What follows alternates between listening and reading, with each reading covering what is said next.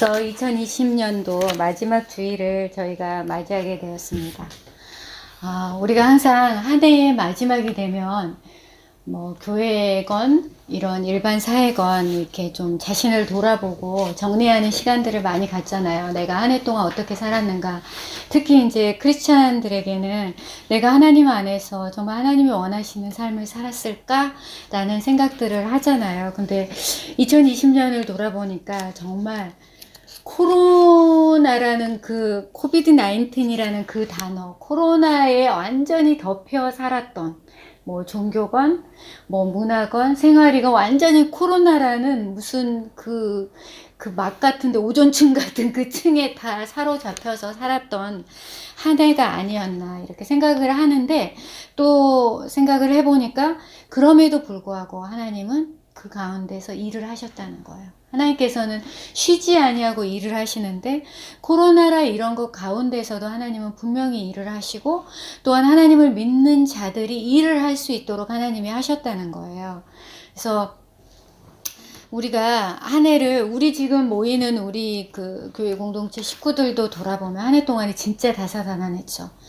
목숨이 힘들거나 몸이 아파서 응급실도 갔다 와야 했고, 여러 가지로 내가 수술을 하고 났는데 한국을 가서 검사를 해야 되는데 비행기도 타고 코로나 때문에 한국을 가지도 못하는 상황 가운데 있었고, 그리고 전혀 나하고 상관없는 이 직종 가운데 가서 또 뛰어들어서 일을 해야 하는 막 이런 상황, 우리가 예상하고 계획하지 않았던 일들이 코로나를 통해서, 코로나라는 이런 그 어떤 요인에 의해서 우리 상황들이 이렇게 됐지만, 그 가운데는 분명히 하나님의 섭리하심이 있다는 거예요. 하나님의 섭리가 있다는 거예요.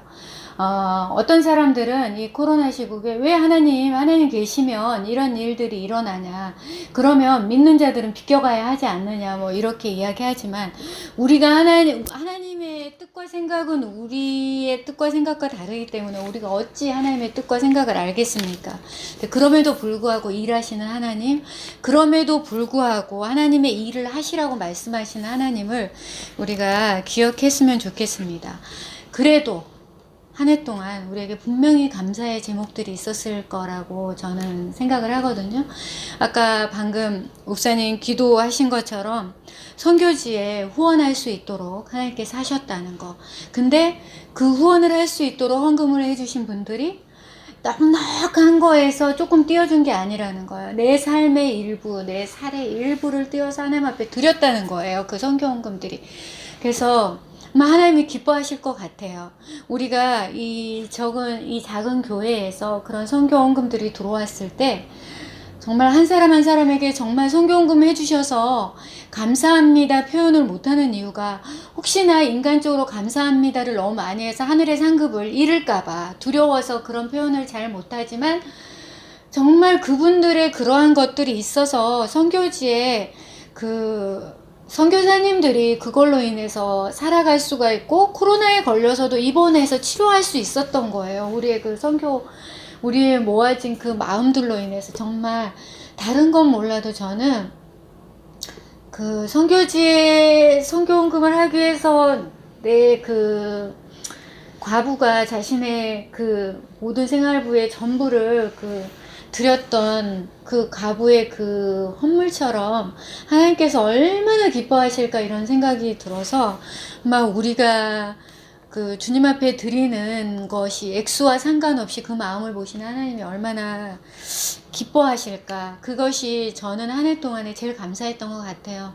선교지에 우리 선교사님들을 위해서 우리가 기도하고, 그리고 이렇게 동역자들이 있다라는 것이 너무너무 감사해요. 그래서 참 많이 표현하고 싶은데, 참 부족한 인간이 표현해봤자 입술로 표현할 것밖에 없는데, 그걸로 인해서 하나님 앞에 하늘의 상급이 줄어들까 걱정돼가지고 말로 표현도 못하는, 그러긴 하는데 정말 귀하다는 생각이 들더라고요. 그래서 한 해를 생각할 때 정말 감사하구나. 하나님이 계셔서 정말 크리스마스를 보내면서도 우리 주님이 안 오셨으면 어땠을까라는 생각이 들고, 주님 오신 것이 기적이고, 주님 오셔서 내가 이 자리에 있을 수 있구나, 그것이 너무나 감사하구나, 이렇게 감사하구나 라는 생각을 좀 많이 했었습니다. 그러니까 우리의 삶 가운데 힘들고 어려운 부분들이 아무것도 아닌 거예요. 하나님의 시간표 안에서.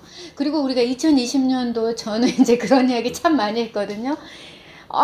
잃어버린 2020년이야, 날아가 버린 2020년이야 했는데 그게 아니더라고요. 정말 귀한 2020년이구나. 이 기간 동안에 내가 하나님을 뜻을 구하려고 노력했고, 이 기간 동안에도 하나님의 사역을 하려고 우리가 애를 썼으며, 가정에서 예배를 드리려고 애를 썼다는 이런 것들이 정말 귀하구나 라는 생각. 그리고 우리가 신앙생활을 해오면서 우리가 기독교인이라고 하면서 잘못되게 너무 교만하게 살아왔던 것에 대해서 돌아보는 시간을 하나님이 주시는구나. 그래서 처음으로 다시 와서 하나님을 바라볼 수 있도록 주셨다는 그런 한 해로 생각하면서 너무나 감사한 2020년이었습니다. 여러분도 예배 후에 한번 내가 한 해 동안 있을 때 무엇이 정말 감사했는가, 하나님 나와 함께 했던 것이 무엇인가를 한번 생각해 보면서 감사의 제목들을 좀 많이 찾으셨으면 좋겠습니다. 네. 오늘 말씀은 야고보서 말씀이거든요. 야고보서 말씀인데 1년의 마지막인 주일의 설교인데 왜 야고보서 말씀을 이렇게 준비하게 됐냐면, 저는 1년의 마지막이긴 하지만 2020년의 마지막이 그냥 하나님의 시간표 안에서는 그냥 계속 연결되는 선상이잖아요. 그래서 그냥 꼭 2020년의 마지막이 아니고 우리가 크리스찬으로 살아가면서 어떻게 살아가는 것이 진짜 크리스찬의 삶인가에 대해서 한번 나눠보고 싶어서 오늘 말씀을 준비했습니다. 여러분 많이 설교 시간에 정말 많이 들어보셨던 설교 말씀이실 거예요. 그래서 상당히 친숙한 말씀인데 야고보서니까 야고보가 썼겠죠? 그쵸? 야고보가 썼을 텐데, 예전에 2세기에서 4세기에 있었던 교부들, 그때는 교부 시대였거든요. 교부들 중에서 오리겐이나 유세비우스, 제롬 같은 교부들이 많았는데, 이 사람들이 야고보서의 저자를, 우리도 여기 앞에 성경에 이렇게 보면 주의 형제라고 돼 있어요. 예수님의 형제 야고보라고 돼 있잖아요.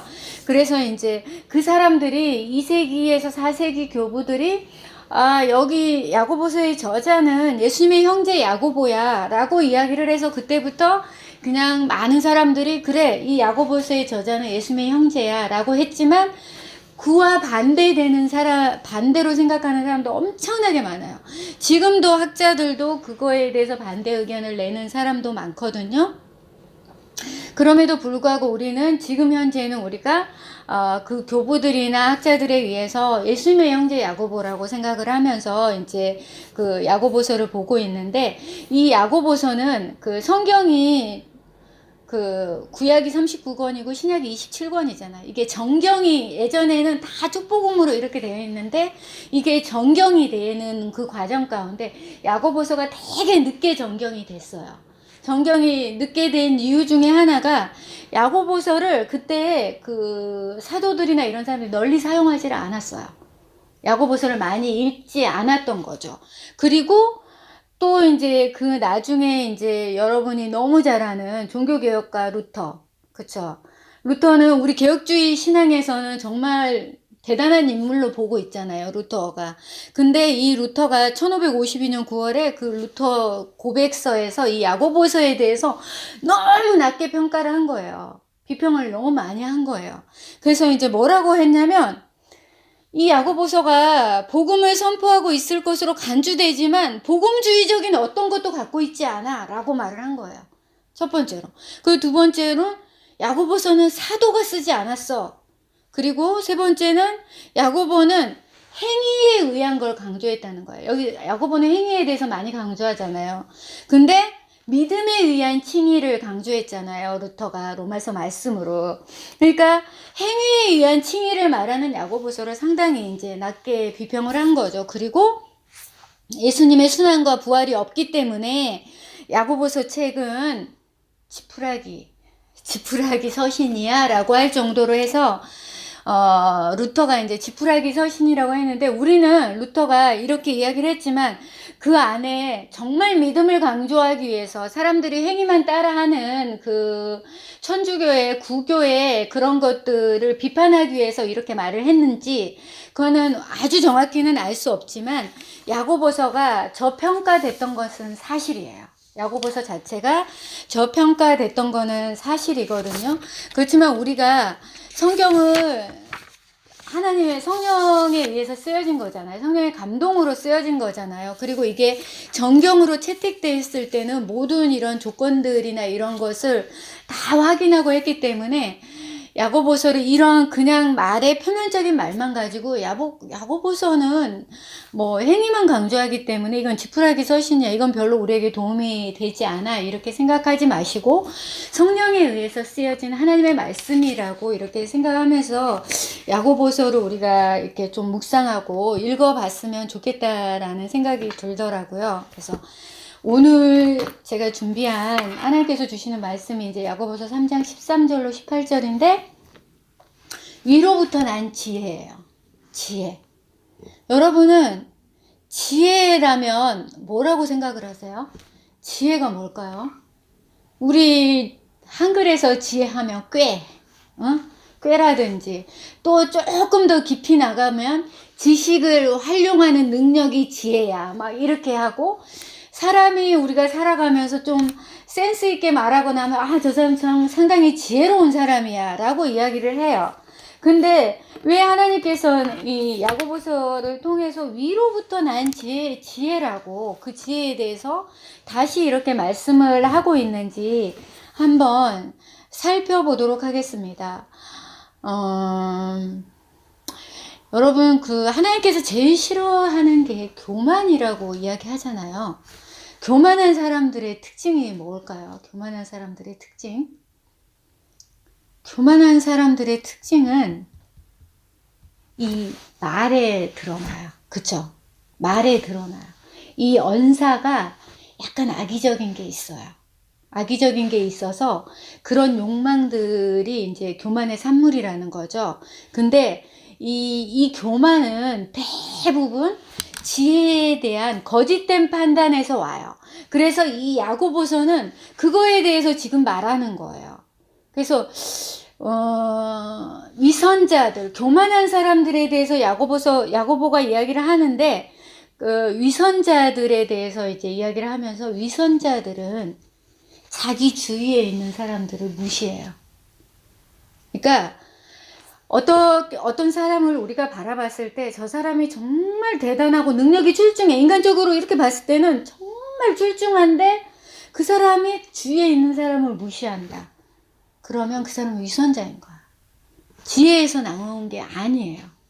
그래서 이 야고보 기자는 자기 도치, 자기 스스로 잘났다고 하는 그 도치를 배격하면서 이기심에 의해서 조작된 지혜는 신령한 지혜, 하나님의 지혜와 전혀 무관하다는 거예요. 우리 살아가다 보면 교회 다니는 사람도 마찬가지예요. 교회 안에서도 되게 막 사람 관계 잘하고 자기 주위에 사람을 끌어모으고 말로 막 사람을 그렇게 하는 사람들이 있어요. 근데 야고보서는 그렇게 자기 도치에 빠진 사람, 그 이기심에 의해서 조작된 지혜를 가진 사람을 하나님의 신령한 지혜와 무관하고 심하게는 악마적이라고도 이야기하고 있어요.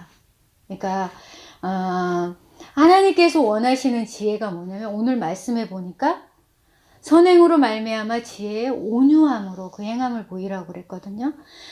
하나님께서 말하는 지혜는 자신에 대해서 너그러운 사람이 아니에요.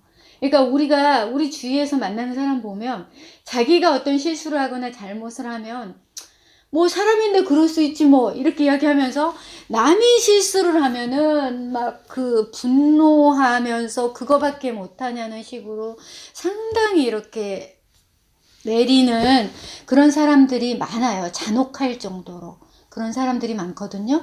하나님께서 가르치신 길은 서로 너그럽고 정중하게 대하는 거예요. 그게 지혜예요. 서로 너그럽고 정중하게 대하는 거. 하나님 보시기에 지혜로운 사람은 이 너그러운 생활을 신조로 삼는 사람이에요. 여러분이 여러분 공동체 안에 있으면서 너그럽지 않고 너무 상대방을 힘들게 하면서 자기가 가진 달란트로 막 앞서가는 사람들이 있습니까? 하나님이 주신 지혜가 아니에요. 신령한 지혜가 아니에요. 내 지혜로 하는 거예요. 예. 잔혹하고 억제할 줄 모르는 자들은 아무리 다른 면에서 큰 능력을 행사할지 모르지만 진정한 의미에서 지혜를 소유한 자가 아니라고 말하고 있습니다. 보시면 너희 중에 지혜와 총명이 있는 자가 누구냐? 그는 선행으로 말미암아 지혜의 온유함으로 그 행함을 보일지니라.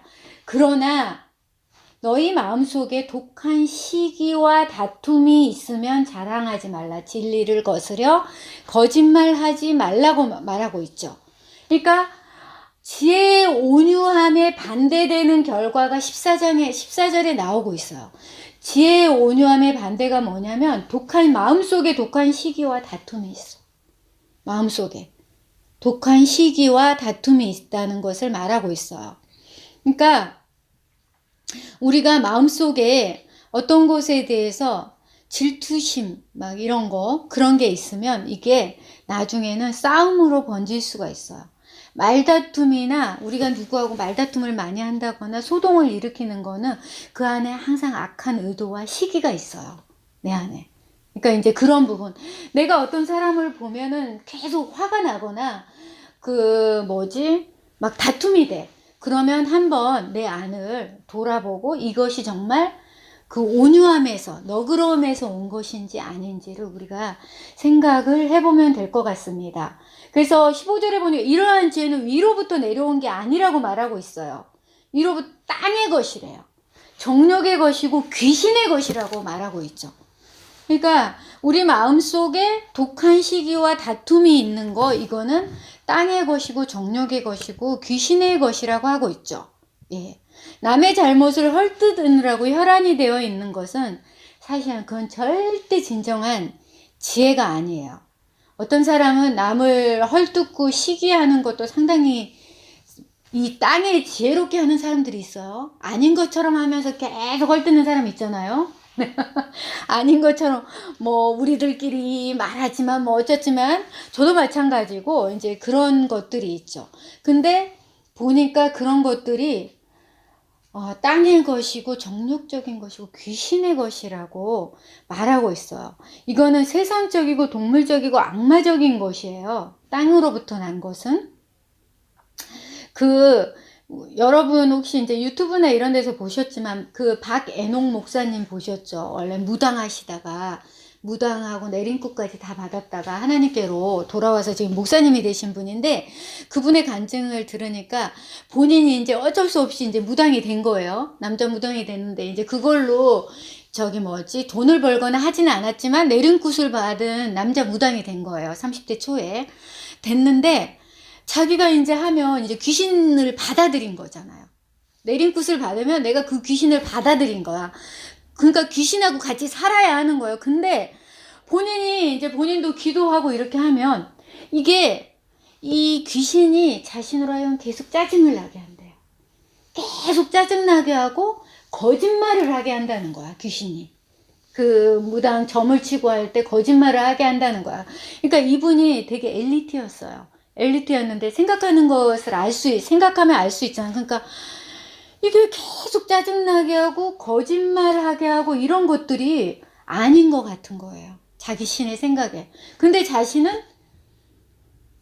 내림굿을 받았잖아요. 무당이잖아요. 남자 무당이네. 그러니까 이게 너무 혼란스러웠다고 이야기를 하는 거예요.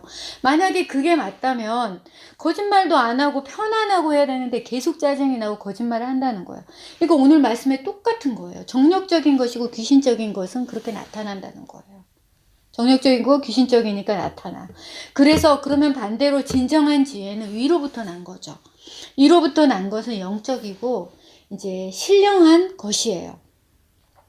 야고보는 우리에게 위로부터 오는 지혜는 성령을 통해서 온다고 악령이 아니에요. 귀신을 통해서 오는 게 아니에요. 성령을 통해서 와서 하나님의 조명이라는 거예요. 그게. 그래서 인간이 아무리 귀신들 점치는 사람들이 막 자신의 지혜를 자랑하잖아요. 내가 봤어, 너는 어떻게 될 거야 하지만 그의 모든 통찰력은 헛거예요. 이분이 너무 힘들고 그래가지고 이게 그 무당에서 그 종교를 만약에 기독교로 바꾸면 이게 상당히 힘들대요. 그 귀신을 모시다가 예수를 믿으면 너무 힘든데 자기가 너무 힘드니까 교회를 갔대요. 어떻게 되냐고 그랬더니 그 계속 앉아 있는데 예배 시간에 이제 기도하고 앉아 있는데 계속 자기에게 욕을 한대요. 자기 속에 있는 귀신이 욕하고 네가 지금 여기 앉아있는 너는 미쳤구나 뭐 했구나 뭐 너는 피똥 싸고 죽을 거다 뭐 할 거다 막 이렇게 이야기를 한대요. 근데 목숨을 건들지는 않더라는 거야. 그 목사님이 하는 말. 교회를 갔는데 자기를 그 속에 귀신이 욕을 하고 힘들게는 하지만 자기 생명을 앗아가지는 못하더라는 거예요. 그러니까 날마다 철야기도를 갔대요. 철야기도를 가니까 결국은 이 귀신 이제 성령의 힘으로 이 귀신을 이긴 거죠. 이기게 됐는데 이 귀신 자체가 솔직히 말해서 우리 생명을 건들지는 못해요. 근데 사람들이 그게 이제 힘들고 두려우니까 그냥 이게 내 인생인가 하고 무당을 하고 있다는 거예요. 근데 그 목사님이 했던 말이 우리는 그러잖아. 우리가 예수 믿고 제대로 하면 귀신은 우리에게 들어오지도 못하고 뭐 무당들이 점괘도 보지 못해 이렇게 하지만 그 목사님이 하는 말이 다 보인대요. 다 보이고 점도 칠 수 있다 이렇게 이제 이야기를 하는데 그리고 귀신이 귀신같이 이 사람이 신앙이 좋은지 안 좋은지까지 안다는 거야. 그러니까 이 사람이 교회에 그냥 발만 딛고 다니는 사람인지 진짜 하나님을 믿는 사람인지도 안다는 거예요. 그러니까 참 이 땅에 있는 지혜는 귀신적인 거예요. 정력적인 거예요. 내 욕심으로 구하잖아. 내 지혜를 사용해서, 땅에서의 지혜를 사용해서 내가 잘 되기를 원하고, 더 이름나기를 원하고 하는 것들, 이런 것들은 땅의 것들이고, 진정한 지혜는 위로부터 난 거예요. 영적이고, 신령한 것이라는 거예요. 근데 참 우리는 내 생각, 내 중심이 많이 빠져 있잖아요. 그러니까 자신의 생각만을 따라가는 사람들은요, 사단의 올무에 쉽게 사로잡혀요. 내 생각이 많으니까 쉽게 사로잡히죠. 그렇게 해서 내 생각과 그런 거에 따라가다가 넘어져 놓고 어떻게 해요? 하나님 왜 내가 하나님 있는데 나를 지켜주지 않느냐라고 하나님 원망하죠. 우리가 다. 그쵸? 내가 하나님 앞에 그렇게 살지는 못하면서 결과를 보고 하나님을 원망하는 우리들이 아닌가 한번 생각해 보았으면 좋겠습니다. 시기와 다툼이 있는 곳에는 혼란과 모든 악한 일이 있다고 성경은 말하고 있습니다. 그러면 17절에 위로부터 난 지혜는 성결하고 화평하고 관용하고 양순하고 긍휼하고 선한 열매가 있다고 그랬어요. 성결, 거룩하고 깨끗해요. 화평, 모든 사람과 평화해요. 관용, 너그러워요. 양순해요. 순종하고 긍휼해요. 다른 사람 불쌍히 여기고 선한 열매. 남들이 하나님이 기뻐하시는 열매들을 맺어요. 여러분 이게 바로 위로부터 내려온 지혜예요. IQ가 높고 이런 게 아니에요. 위로부터 난 지혜는 이거예요. 자, 나는 위로부터 난 지혜 가운데 어떤 열매들을 가지고 있나요? 이 안에 모든 걸 다 가지고 있나요? 나에게 해당되는 것이 무엇인가요? 여러분, 이것이 위로부터 난 지혜라고 야고보 기자는 우리에게 말하고 있습니다. 성결 이거는 위선과 이기심을 배척하는 것이 특징이에요. 위선하거나 이기심 갖지 않는 거예요. 화평한 자는 분쟁을 하지 않죠. 그리고 관용하는 자들은 형제들에게 너그러움을 보이는 자들이에요. 양순한 자들은 교만과 앙심에 대한 게 없어요. 그리고 선한 열매가 가득하다고 분명히 말씀하고 있어요. 이게 위로부터 난 지혜의 결과예요. 1절에 보니까 너희 중에 지혜와 총명이 있는 자가 누구냐 그는 선행으로 말미암아 지혜의 온유함으로 그 행함을 보일지니라 그랬어요.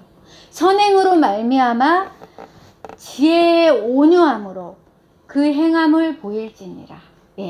선행을 하는 사람들은 선행을 하는 사람들은 온유함으로 그 행함을 보인다 그랬잖아요. 근데 선행을 하고 나서 막 내가 했다고 하고 내가 그렇게 했는데 네가 나한테 이래 한 거는 그거는 선행이 아니에요. 자신을 드러내기 위함이지. 그러니까 우리가 그것들을 구분해야 될 필요가 있죠. 예. 화평케 하는 자들은 화평으로 심어 의의 열매를 거둔다고 분명히 말씀하고 있습니다. 우리 화평케 하는 자들을 위해서 뿌려져 있어요. 그래서 우리가 화평으로 씨를 뿌려야 돼요. 화평으로 씨를 뿌렸을 때 그것을 우리가 의의 열매로 거둬들이는 거예요. 우리가 화평으로 씨를 뿌려야 돼요. 우리가 어느 곳에 있든지 학교에 있든지 내가 하는 직장에 있든지 어디에 있든지 우리는 화평으로 씨를 뿌리는 자가 돼야 돼요. 그래서 그랬을 때 우리는 그 의의 열매, 선행으로 말미암아서 지혜의 온유함으로 그 의의 열매를 거두는 자가 될 수 있어요. 그리고 여러분, 우리가 크리스찬으로 살면서 우리 생활 가운데 숱한 고난들이 있잖아요. 고통들이 있잖아요. 내가 하나님을 섬기는데도 불구하고 고통들이 있잖아요. 그것을 묵묵히 견디어내면서 우리는 크리스찬으로서 의의 열매, 의의 씨, 그 화평의 씨, 의의 씨를 뿌리는 것을 잊지 않아야 돼요. 나는 고통 가운데 있어서 난 여기서 너무 하나님 힘들어요. 난 아무것도 하지 않아요. 그게 아니고 내가 정말 고통 가운데 있어도 그 고통 중에서도 나는 의의 씨를 뿌려야 한다는 거예요. 그게 뭐냐면 예를 들면 우리가 지금 선교제에 선교사님들 있고 코로나 있고 우리는 물질적으로 모두가 힘든 상황 가운데 있지만 우리는 그 선교의 씨를 뿌려야 한다는 거예요. 우리 어려운 가운데서도. 여러분 솔직히 말하면 여기 계신 분들 막 다 헌금하시고 선교 헌금 하시잖아요. 근데 그 헌금을 내가 안 하면 한 달 안 하면 그걸로 내가 좀 풍성하게 이것저것 먹을 수도 있고 살 수도 있고 하잖아요. 근데도 나는 힘들게 그 씨를 거기에 뿌리잖아요. 이게 크리스찬의 삶이라는 거예요. 하나님께서 원하는 위로부터 난 지혜를 가지고 있는 사람들의 특징이 그거라고 야고보 기자는 우리에게 말하고 있습니다. 예. 야고보는 하늘로부터 오는 진정한 지혜를 가진 자들은 아주 침착하게 자제하면서 평화스럽고 자비로운 나머지 이게 악을 은폐하지도 않고 악한 자가 잘 되는 것에 박수도 치지 않지만 그런 사람들이 잘못됐다는 것을 알고 그들에게 이야기해 준다거나 기도한다거나 아니면 다른 사람들은 그렇게 살지 말라고 교육해야 하는 그런 부단한 노력을 쉬지 않는다는 거예요.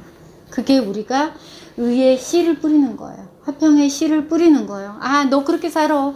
너하고 나는 사는 게 달라. 그러면서 나는 구별된 자야. 너하고 나는 달라가 아니고 그들을 보면서 그들을 안타까워하며 기도하는 의의 씨를 뿌리고 만약에 상황이 된다면 그들에게 그게 잘못됐다고 말해주는 의의 씨를 뿌리고 화평의 씨를 뿌려야 된다고 야고보 기자는 계속해서 말씀을 하고 있습니다.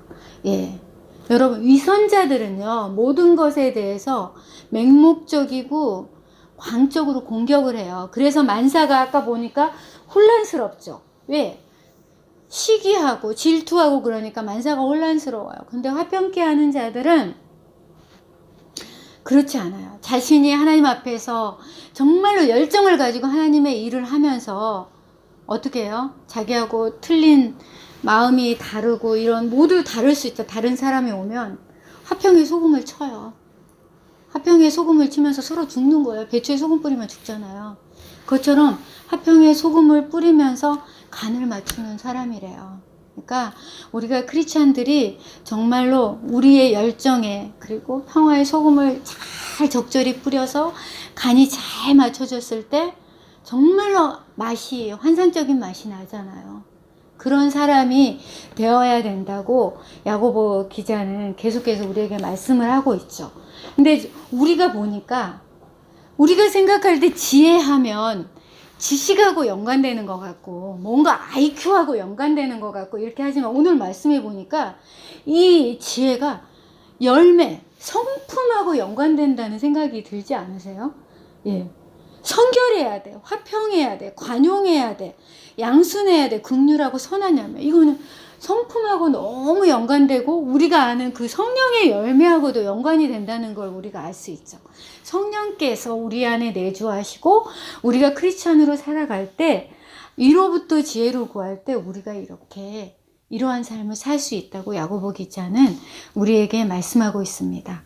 그러니까 야고보서가 행위만 강조하는 그 정경에 포함되지 말았어야 할 그런 책이 아니고, 우리가 정말 위로부터 난 지혜를 구하고 하나님을 믿는 믿음이 있으면 이렇게 된다는 거예요. 야고보 기사는 우리에게 그 이야기를 하고 있는 것 같아요. 그래서 야고보서 1장 5절에 보니까 너희 중에 누구든지 지혜가 부족하거든 모든 사람에게 후히 주시고 꾸짖지 아니하시는 하나님께 구하라 그리하면 주시리라고 말하고 있어요. 그러니까 위로부터 난 지혜를 우리가 하나님 앞에 구할 때 하나님께서는 우리로 하여금 선한 열매가 가득할 수 있도록 그렇게 해 주신다는 거예요. 그래서 우리는 위로부터 난 지혜를 구해야 됩니다. 그리고 에베소서 5장 9절에도 보니까 빛의 열매에 대해서 이야기를 하죠. 착함과 의로움과 진실함. 이것도 보면 세상적인 지식과 상관없이 성품하고 연관이 되잖아요. 하나님의 성품하고 연관이 되는 모든 그런 말씀하고 연관이 되어 있는 걸 우리가 볼 수 있습니다. 그래서 제가 마지막으로 그 잠언 24장 16절 한번 읽어드리겠습니다. 대저 의인은 7번 넘어질지라도 다시 일어나려니와 악인은 재앙으로 말미암아 엎드러지느니라. 아멘. 하나님께서는 의인은, 이런 의인, 의로 씨를 뿌리는 자, 화평으로 심는 자들은 7번 넘어질지라도 다시 일어난다고 성경에 분명히 말씀하고 있습니다. 여러분, 지혜에 대해서 한번 성경 말씀을 다 찾아보십시오. 잠언에, 전도서에, 야고보서에 지혜에 대해서 다 나오는데 우리가 세상적으로 생각하는 지혜와 달라요. 성령의 열매도 한번 다 이렇게 뭐 갈라디아서나 마가복음, 요한복음, 에베소서 이런 것을 통해서 한번 보시면 하나님께서 말씀하시는 것이 인간적으로 우리가 생각하는 것과 다르다는 것을 알 수 있습니다. 우리 여기 모인 우리 그 교회 공동체 식구들은 1년 동안 정말 제가 그냥 인간적으로 생각했을 때도 정말 화평으로 심는 자였던 것 같아요. 여기 있는 모든 분들이. 그리고 의의 씨를 심었던 분들인 것 같아요. 그래서 내년에도 정말로 이것을 끊지 아니하고 keep going 하면서 정말 화평으로 심는 자, 의의 씨를 뿌리는 자가 되어서 정말로 그 하나님의 귀한, 하나님의 위로부터 온 지혜를 거두는 우리들이 되었으면 좋겠습니다. 감사합니다.